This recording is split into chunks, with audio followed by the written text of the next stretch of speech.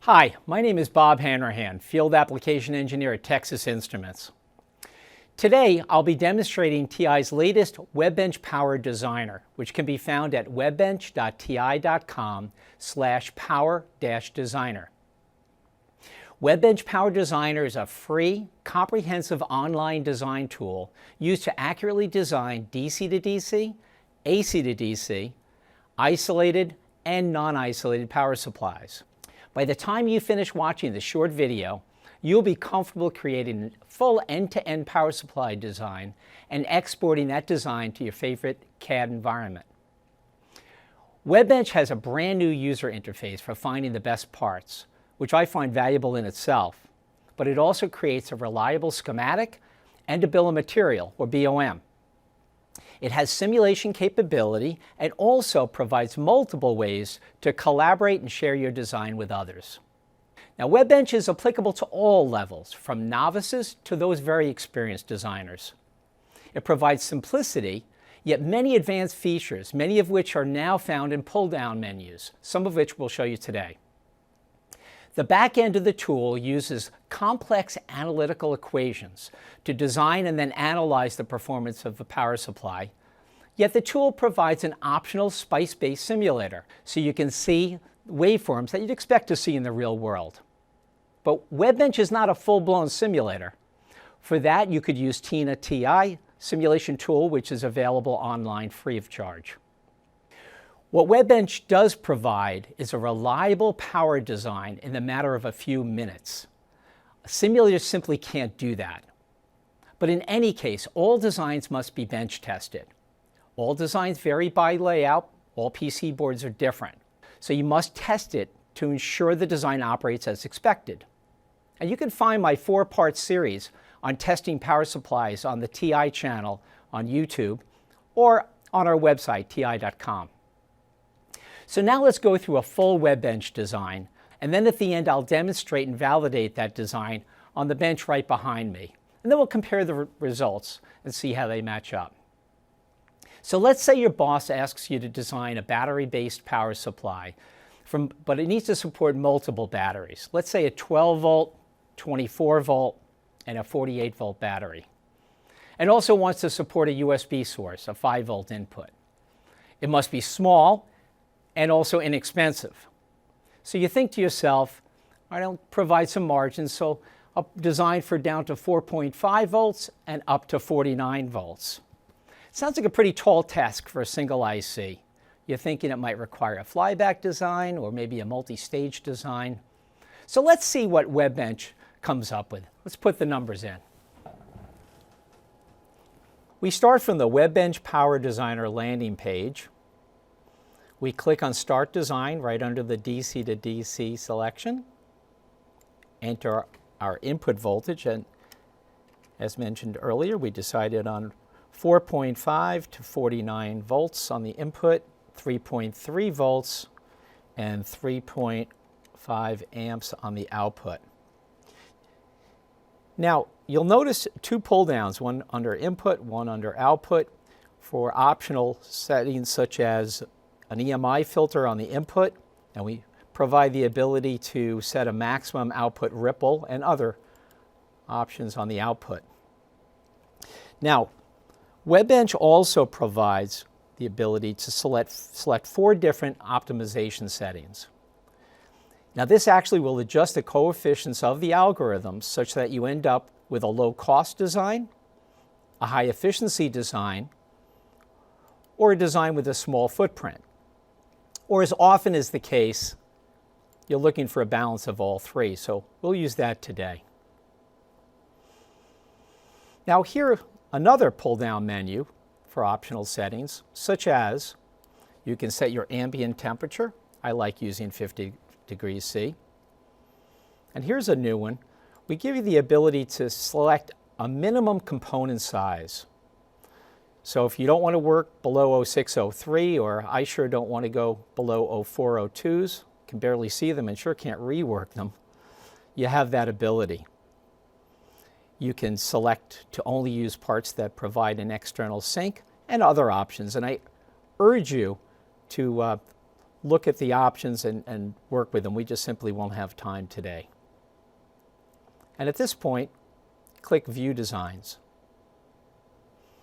So now we have a totally new way of picking the best part for the design. In less than a minute, the tool just went through thousands of calculations and sorted through hundreds of designs. In this case, it found 21 designs that match your criteria. I spend a lot of time on this page just studying the designs. Now, other than the card view that we see here, on the top right, you also have a table view. More traditional, here you can also sort on designs by just clicking on each of the columns.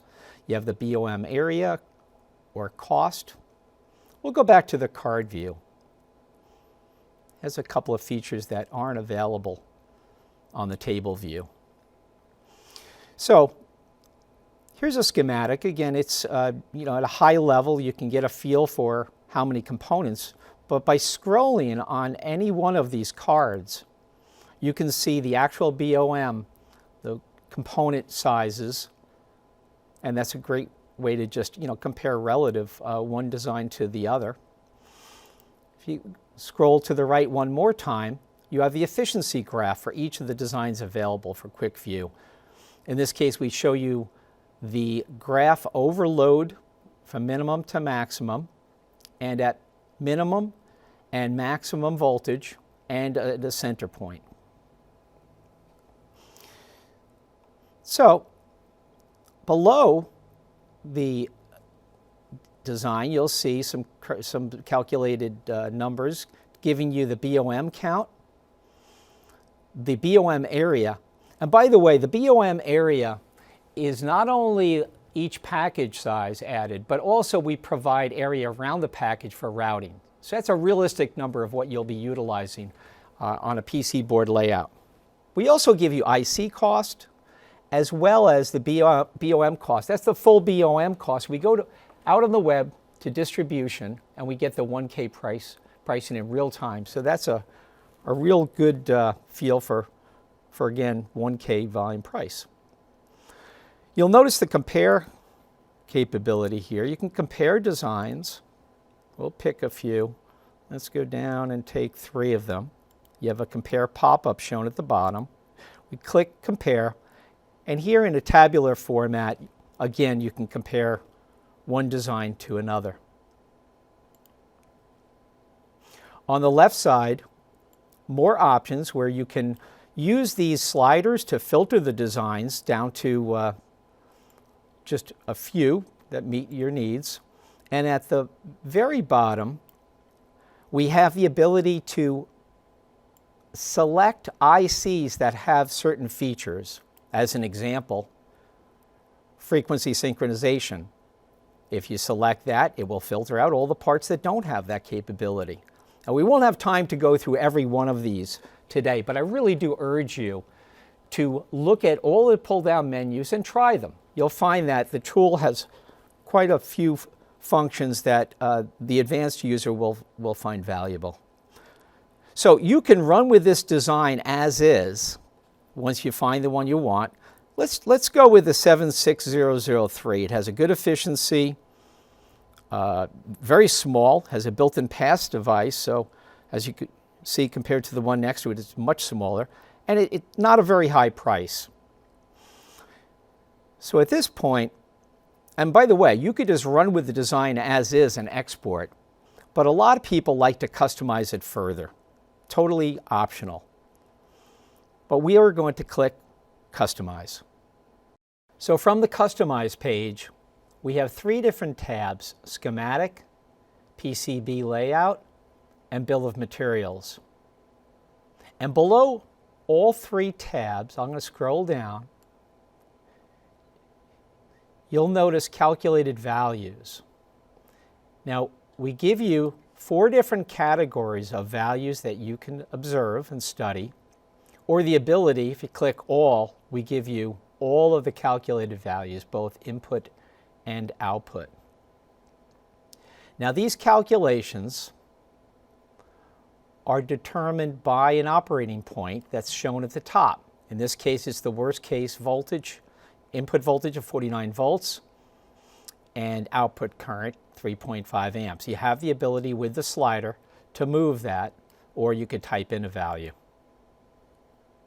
Also, you'll notice another tab where you could observe charts for the design. In this case, duty cycle, efficiency, and the actual Bode plot, loop response, is the default, though we provide up to a dozen, actually I think it's over a dozen at this point, other graphs that you can choose and display.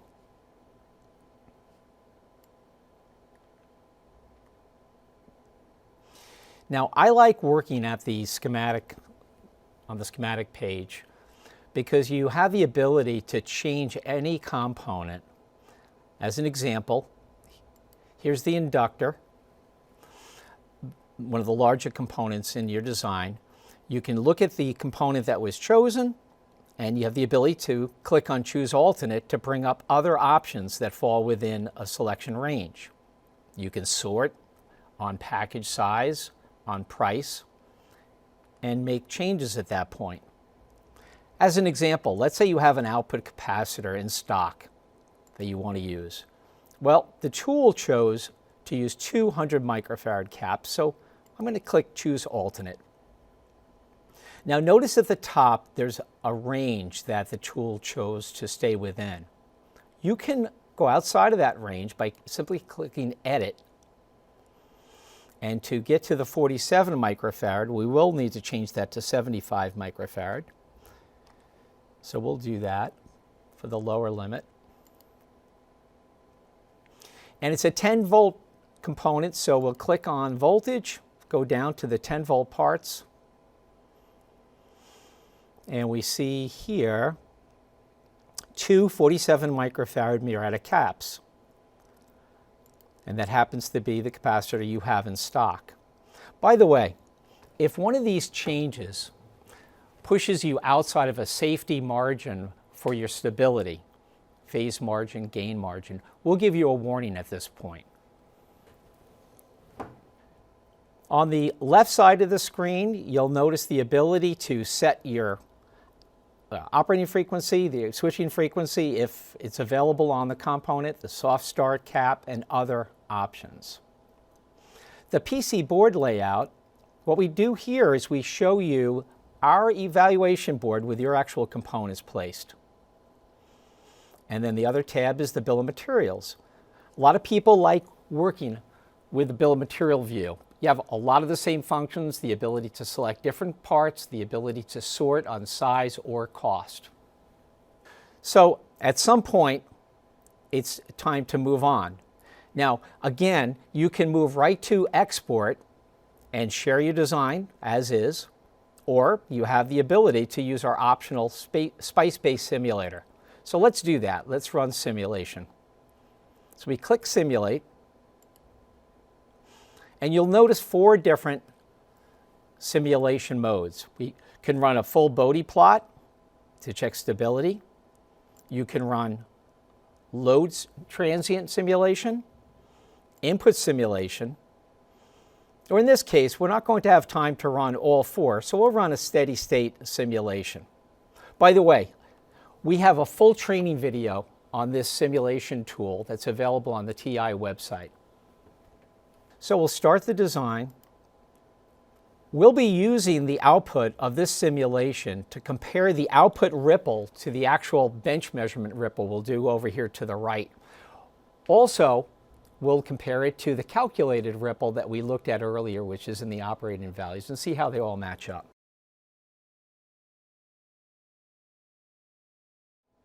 So the tool draws the output waveform, as you can see on the right side. You can zoom in to the waveform by selecting a region. And if you scroll down below the waveform, the tool measures the output peak-to-peak ripple voltage. As you can see, it's a very impressive 3.44 millivolts, which, by the way, that is without any other noise contribution other than the output capacitor, ESR and capacitor value taken into consideration. So there will be more ripple when you look at this on the scope. Also, it gives you the frequency, 496 kilohertz, which is very close to the 500 kilohertz that we designed for. You do have the ability to display markers, so you can make spot measurements, and you could overlay other waveforms as well. So from this point, you can still go back to customize, make more modifications, resimulate, but at some point, we're done with the design. It's time to move to export. So we click on the export button. Now, I'll bring your attention to a few handy icons on the top right. We'll start with this share button. Now, this gives you the ability to directly email to peers. You can type in multiple emails with a note or create a public link. By clicking on Get Link in the lower left, you just sent yourself an email with a public link.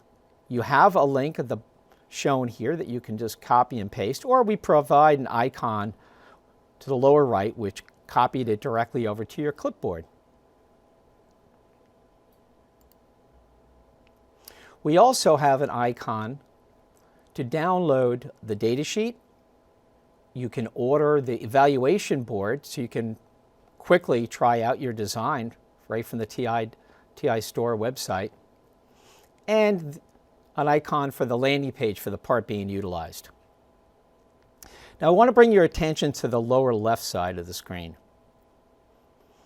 Here's where we create a report. By clicking on Print Report, you get a report with the full schematic, bill of materials, all of the graphs for your design. Real handy tool. You could bring it to your design review. It ends up answering a lot of questions that might arise. Obviously, you can still print the PDF, save it to your drive, and utilize it later. Now, on the top left is our ability to export a design to one of 5 popular CAD tools. Now, I happen to use Altium Designer, so simply click Export Design, and within a minute or so, we'll download a zipped file which will include both the PC board file as well as the schematic file. What you do is simply unzip the files, put them in the appropriate folder, project folder that you may have created, and that's a real good head start on your design. You can copy and paste it within the tool. So before I started, I took the opportunity of launching Altium, and here you can see the PC board file,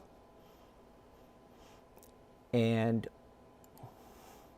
there's the schematic for the design that we just completed. So with that, let's come over to the bench and make some measurements. We'll be making 2 different measurements, efficiency and output ripple. For the efficiency, we'll measure over full load current, draw some graphs with Excel, and then compare those to the output of WEBENCH. And then we'll do the same for ripple. Now, for the equipment, we have a power supply on the input and a load box, dynamic load, on the output. 4 different voltmeters that we'll use for measuring voltage on the input, current on the input. We'll do that by, I've inserted a shunt resistor on the input and output, 0.1 ohm. And then over here we have our output voltage and our output current. So we'll turn on the input voltage. We'll start off with a 48 volt measurement at about 3 amps. So we set the input voltage to 48 volts, but we don't use the meter on the power supply. We come down to the meter that's connected directly to the input to the LM76003 board. We bring it up as close as possible to 48. There we go. We then move over to the load side where we set the load current, which again is shown down the lower right, to 3 amps.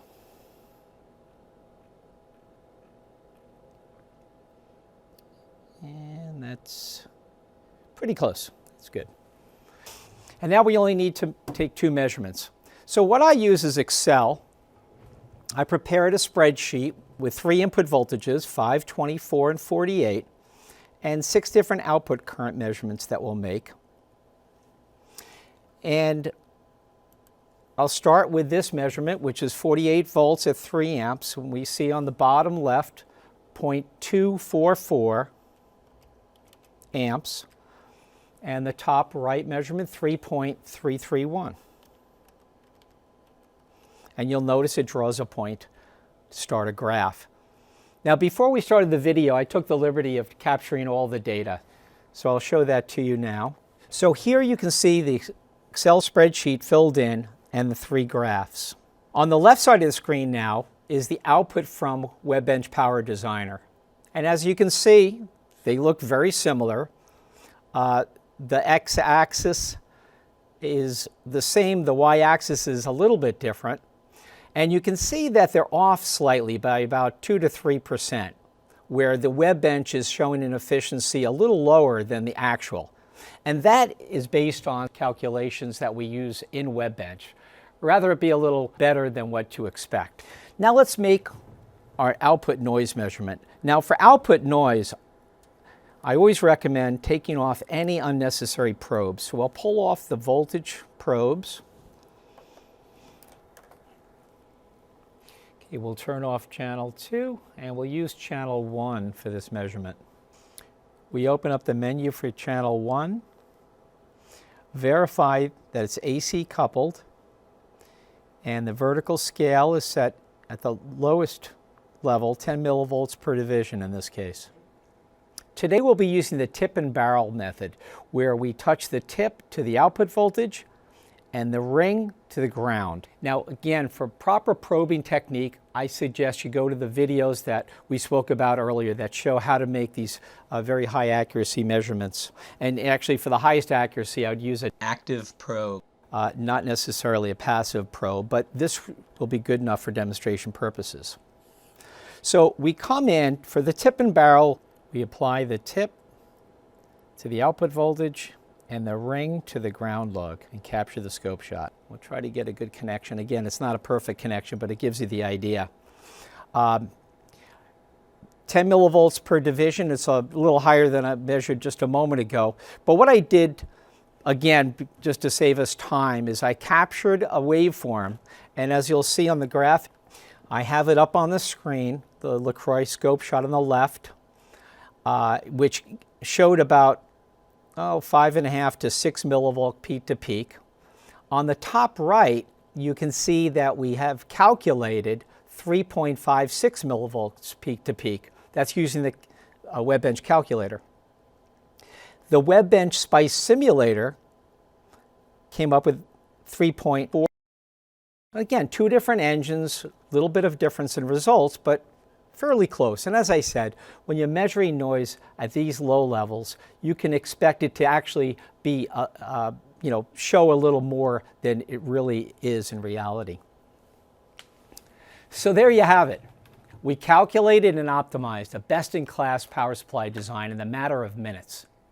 And the actual design performed close to what was expected by WEBENCH Power Designer. Think about how much time this can save you the next time you're asked to quickly design a power supply. Now, take what you've learned, go test drive the all-new WEBENCH Power Designer. Thanks for watching.